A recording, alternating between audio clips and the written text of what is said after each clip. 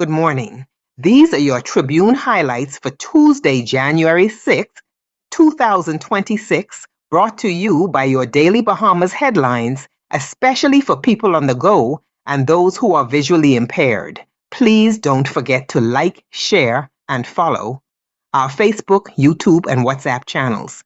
We begin with the main story dominating today's front page. The Tribune reports on a deeply troubling and emotional case involving the death of a mother at Princess Margaret Hospital.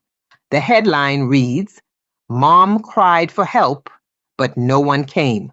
The woman's daughter tearfully described finding her mother unresponsive with what appeared to be dried tears on her face, suggesting she had tried desperately to call for help. The family alleges serious negligence, claiming cries for assistance went unanswered. Minister of Health and Wellness Michael Darville has publicly vowed a full investigation, stating that multiple probes are underway, including a review of medical records and circumstances surrounding the death.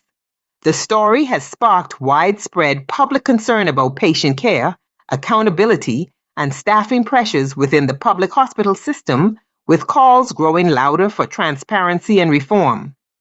Turning to politics and governance, the Tribune reports that the Boundaries Commission is expected to recommend the splitting of 2 constituencies, including the creation of a new seat in Western New Providence. The proposed changes reflect population growth and shifting demographics and could significantly shape the next general election. In party politics, tensions flared as the Progressive Liberal Party began its Southern Shores candidate selection process. Heated exchanges broke out at party headquarters, with supporters voicing frustration over process and fairness. Despite the clashes, party officials maintained the selection process will continue. On the economy, business owners at Port Lucaya Marketplace say they are hanging on for life, with merchants reporting declining foot traffic, rising costs, and uncertainty about the future. Vendors are calling for urgent engagement with ownership and relief measures to prevent further closures. Another environmental story making headlines: a $20,000 reef fine remains unpaid following a barge grounding off Abaco. Environmental officials confirmed significant reef damage, renewing concerns about enforcement, marine protection, and accountability for environmental violations. Education and social issues also feature prominently. A major report reveals that transportation woes are causing 17% of students to miss school, with caregivers citing high costs, unreliable transport, and long commutes. The findings highlight how transportation challenges are directly affecting attendance, learning outcomes, and family stress. On a brighter note in education, top students were recognized at the Bahamas Merit Scholars Awards, celebrating academic excellence and perseverance. Meanwhile, Consolidated Water donated support to PACE Foundation students, helping young mothers continue their education. International news impacting the region includes uncertainty in Cuba following the U.S. capture of Venezuelan leader Nicolas Maduro.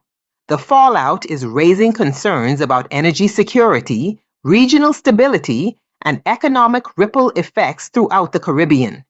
Reactions around the globe remain mixed, with protests, celebrations, and diplomatic caution all playing out. Health news brings some hope, as up to 200 cataract surgeries are planned under the Brightness Action Initiative, a partnership involving the Bahamas and China, aimed at reducing surgical backlogs and restoring sight to patients across New Providence and the Family Islands. In crime and courts, a U.S. judge has rejected arguments over competing injunctions in a high-profile commercial dispute, while locally, several serious criminal matters were heard, including attempted murder, armed robbery, and sexual assault cases.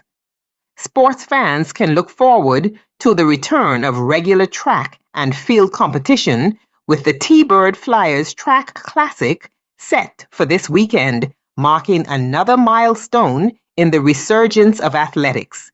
And finally, in lifestyle and community news, the Tribune features reflections on Junkanoo's success, calls for greater humanity and service, and recognition of individuals contributing positively to national life. As we close, remember this quote about staying informed. An informed people is the foundation of a strong and free society. That's the news for today.